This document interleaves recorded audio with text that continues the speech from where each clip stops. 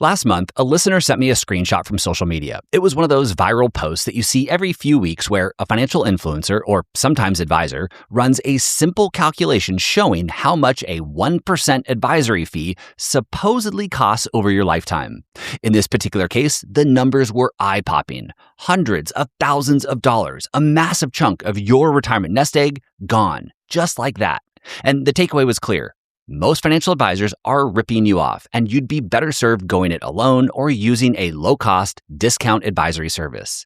Now, to be extra clear, fees do matter. They matter a lot. And there's no denying that this profession has its share of advisors who charge too much and deliver too little. But here's the problem with these viral claims and fee comparisons.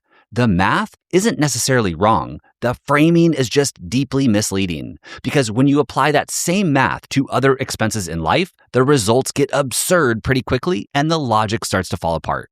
How absurd? Well, according to one researcher, a single trip to Disney World when you were 5 years old cost you 7% of your retirement nest egg. Your daily coffee habit, about 27%. And the cost of your parents feeding you as a child, nearly 37%. I know, it sounds ridiculous, and that's exactly the point.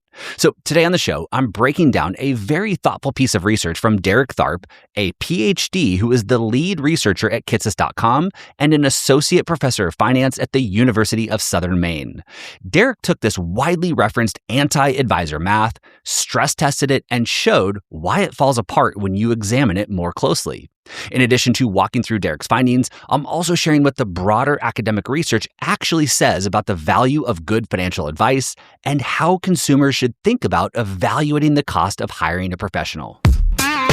Welcome to another episode of the Stay Wealthy Retirement Show. I'm your host, Taylor Schulte, and every week I tackle the most important financial topics to help you stay wealthy in retirement. And now, on to the episode.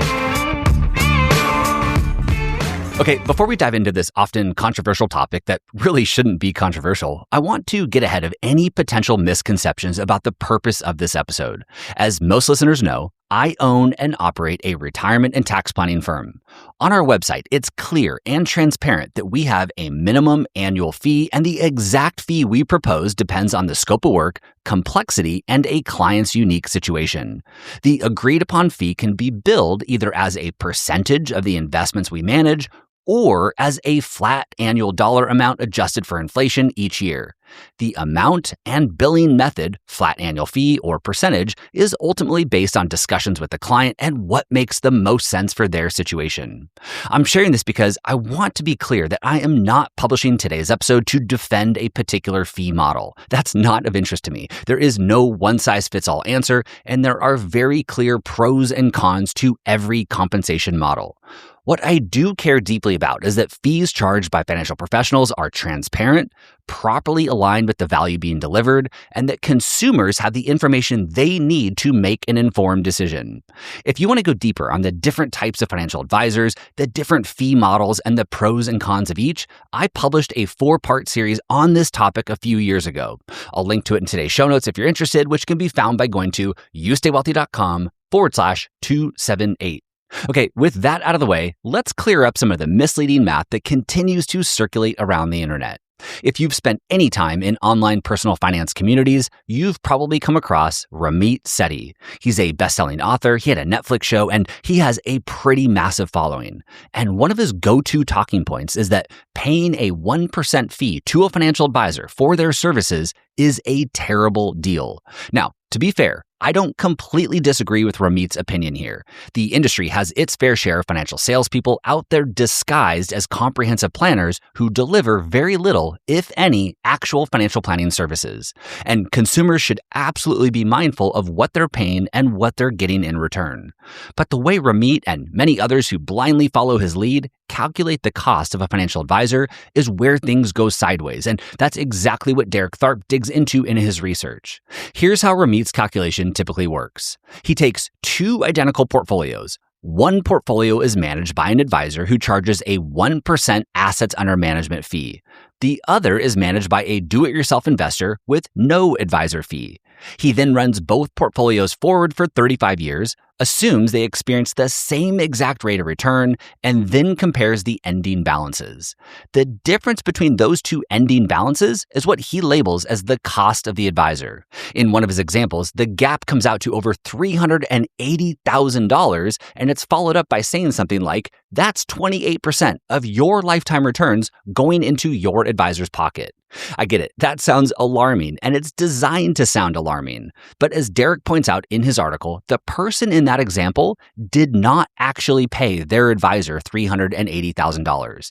The actual cumulative fees paid over those 35 years were closer to $167,000 spread out over the entire period, which means that the average fee paid was actually less than $5,000 per year. So where does the $380,000 number come from? Well, it comes from taking each annual fee that was paid and inflating it forward at the full assumed market rate of return. In other words, he isn't just showing you what you paid, he's also including and showing you what those fees could have hypothetically grown into if they'd been invested in the market instead. And that's the sleight of hand here. Technically, the math is not wrong, but it creates a wildly distorted picture of the actual expense. So let's go ahead and further unpack how that calculation actually works and why it can often lead people to the wrong conclusion. In the research, there is a hypothetical person named Sarah who saved diligently over a 40-year time period and built a $1 million nest egg by age 65. Using the misleading math, a 1% advisory fee over that same time period consumed about 25% of Sarah's retirement nest egg. Sounds pretty bad until Derek applies the same exact method to other things Sarah spent money on during her lifetime. And this is where it starts to get fun. Sarah's diapers as a baby? Using Ramit's math, where every dollar is compounded at stock market returns, those diapers ended up costing her roughly 10.5% of her retirement portfolio. The cost of her parents feeding her from birth to age 18, almost 37% of her nest egg. A family trip to Disney World when she was 5, 7%. Buying a modest Honda Civic every 10 years, nearly 45% of her nest egg. A daily latte habit from age 25 to 65 ended up costing her 27% of her retirement savings. In other words, this methodology suggests that a daily cup of coffee consumed roughly the same percentage of Sarah's retirement as a financial advisor did. And here's the kicker.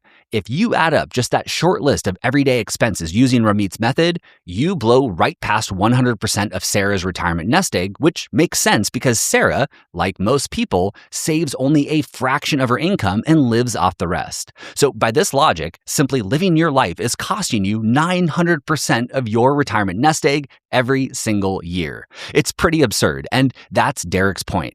Inflating past expenses at stock market returns and then expressing them as a percentage of your nest egg is not a reasonable way to evaluate any expense, whether it's diapers, coffee, or a financial advisor.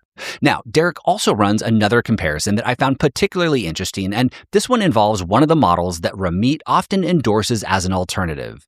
For some context, Ramit maintains a paid endorsement relationship with a company called Facet Wealth, which, at the time Derek's article was published, charged an ongoing annual subscription fee ranging from $2,000 to $6,000 per year. So to highlight another issue with this misleading math, Derek took that same hypothetical scenario with Sarah and compared the cost of a 1% advisory fee against Facet's annual subscription model using the exact same methodology that Ramit uses. Here's what he found.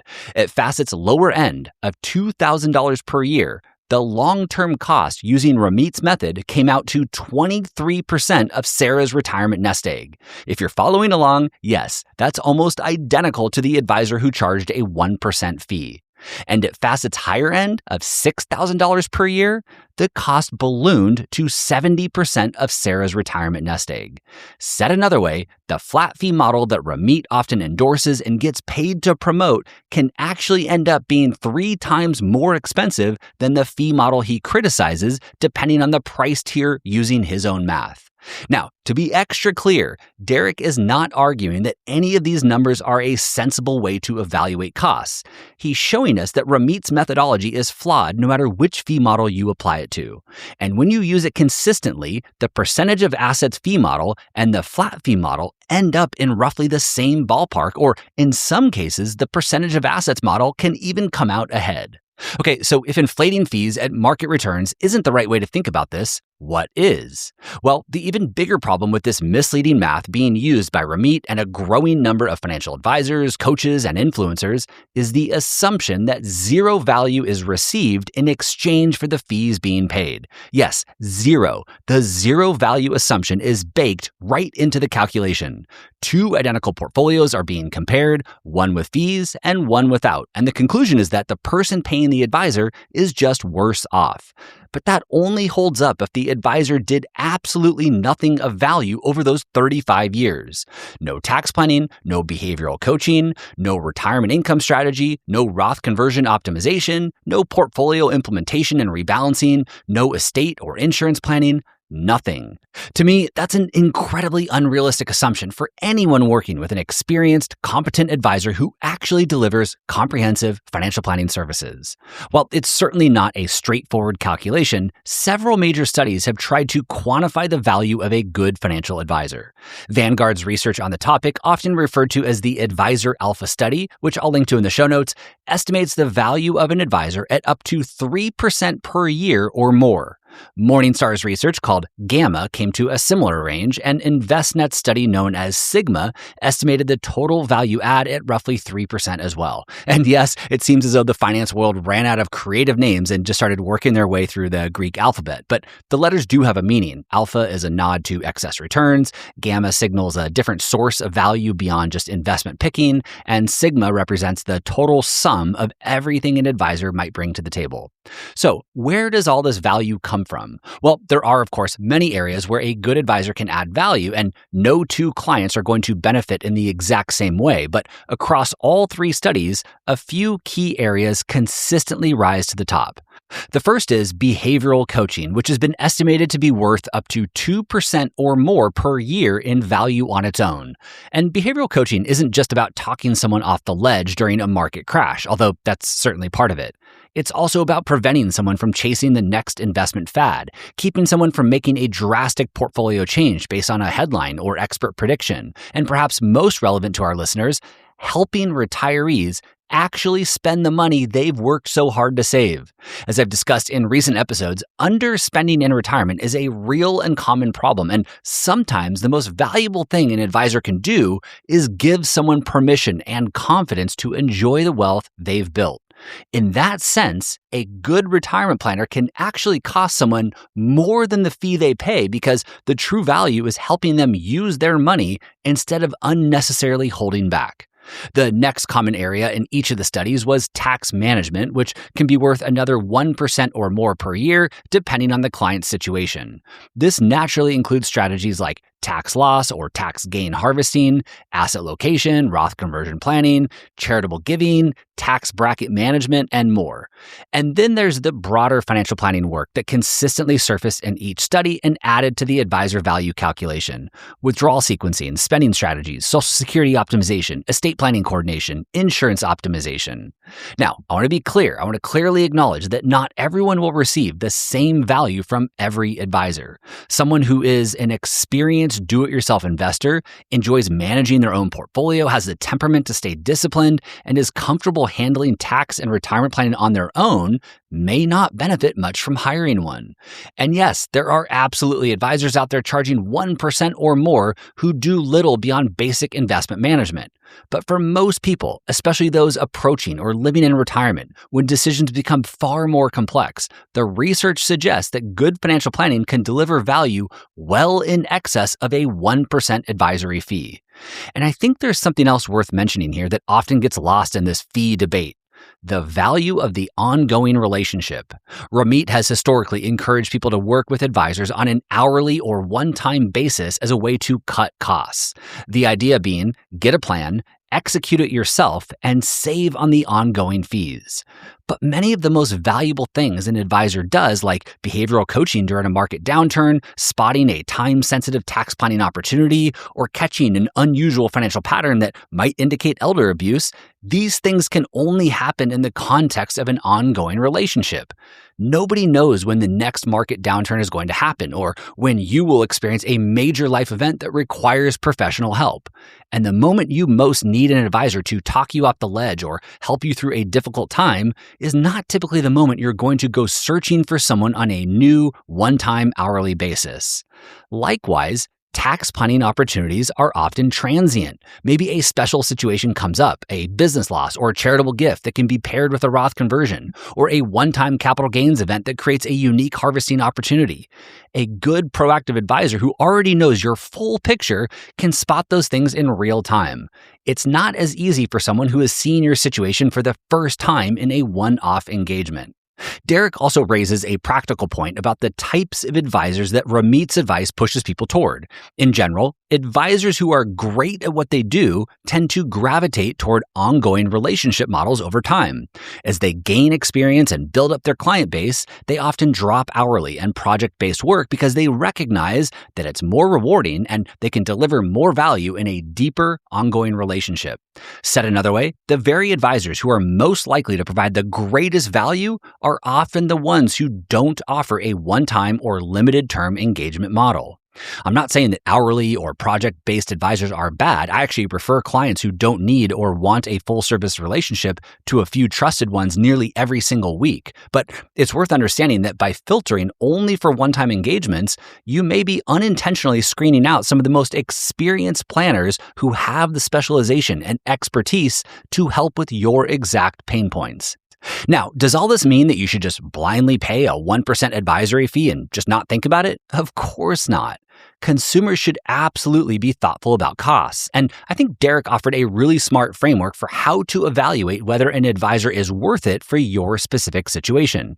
To start, he says to look at the areas where research suggests advisors add the most value: tax planning, behavioral coaching, withdrawal strategies, estate and insurance planning, portfolio management, and more. Then ask yourself, honestly, where do I truly need help? Where am I strong? Where am I most likely to make a costly mistake? And what's taking up time, energy, or mental bandwidth that I'd rather spend enjoying the things that matter most in retirement? If you're someone who has a history of getting uncomfortable during market downturns and making emotional changes to your portfolio, the behavioral coaching alone could be worth several multiples of a 1% fee. If you're heading into retirement and you have a complicated tax picture with pre-tax IRAs, Roth accounts, taxable accounts, Social Security timing decisions, and potential Roth conversion opportunities, that's an area where professional guidance can potentially save you a significant amount of money and time over your lifetime. And beyond the dollars and cents, there's also the value of freeing up your time, energy, and mental bandwidth. If handling all this on your own is creating stress, draining attention, or keeping you focused on spreadsheets instead of the people and experiences that matter most, that is a real benefit too. On the other hand, if you're a seasoned investor who genuinely enjoys managing your own portfolio, has a solid financial plan, and isn't easily rattled by market volatility, you may not need to pay for ongoing advice or any advice at all, and that's perfectly understandable. The key is to be honest with yourself about where you actually are, not where you think you should be.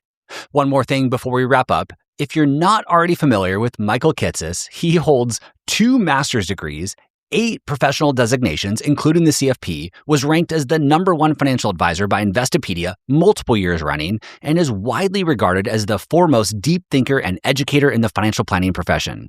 He also co-founded a support platform that helps launch flat-fee, subscription-based financial advisors. Michael interviewed Ramit Sethi a few years ago, and there's an interesting point in the conversation where Ramit puts Kitces on the spot and asks him whether he would allow his own parents to pay a 1% advisory fee to a financial advisor. Here's the clip. Here's another ethical barometer. What would you want your mom or dad to pay their advisor?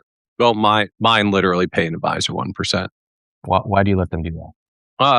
Because for them, it is an ongoing relationship. They are at a point in a stage where, my folks are retired and moving on to later years. Re-explaining their financial situation to a new advisor every year isn't going to work in the long run. In fact, in some number of years, like I don't even know how strong they'll be to make a lot of their own financial decisions. And so they can't get a new financial advisor up to speed in meeting every year. The value for them is they have an ongoing relationship with someone who understands their whole situation and can deal with all of that on an ongoing basis. I mean, I sort of think of it like when people have a lot of health issues, there comes a point where like, I don't want to just go see a doctor every time I'm ill. I got a complex health issue. Like, I want a dedicated doctor who knows my whole situation. So I don't have to explain the whole chart over and over again every single time. I mean, there's a whole concierge medicine domain that's growing in the same area. And when I look at it, even from, the industry perspective, because,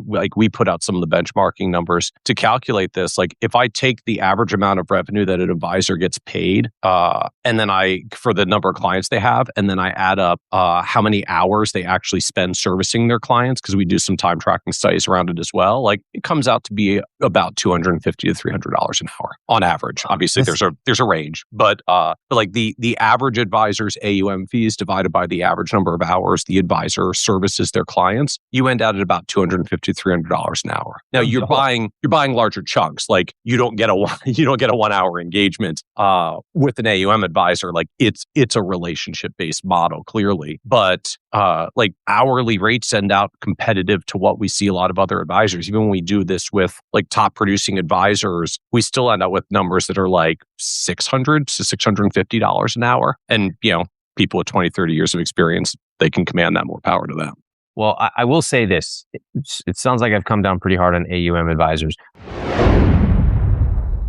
I think Michael's response says a lot. Even someone deeply immersed in the alternative fee model space recognizes that for many well-educated people, a good and competent advisor charging a percentage-based fee or even a flat fee that's several times higher than a discount service like Facet Wealth or Vanguard can still deliver enough value to more than justify the cost. If you want to listen to the full conversation, I'll provide a link to it in the episode show notes. But at the end of the day, this isn't about 1% fees versus flat fees versus hourly fees versus no fees. It's about finding the right advisor who provides real, tangible value for your specific situation and then evaluating whether the cost of that advice is reasonable given what you're receiving in return. The viral social media posts and marketing material, they make it seem like the math is simple. But retirement planning, financial planning, it's not simple. So if you see one of those viral posts about the cost of a 1% advisory fee, just remember, the same math says your diapers cost you 10% of your retirement, and a family trip to Disney World costs you 7%. The math is not wrong, but I don't think it's the most appropriate way to make decisions about something as important as your financial future.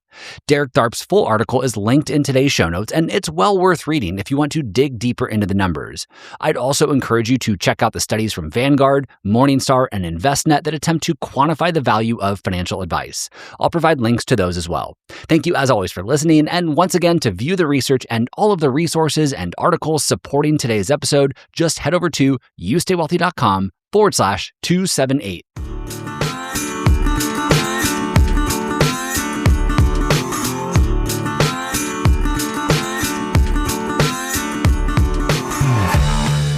This podcast is for informational and entertainment purposes only and should not be relied upon as a basis for investment decisions. This podcast is not engaged in rendering legal, financial, or other professional services.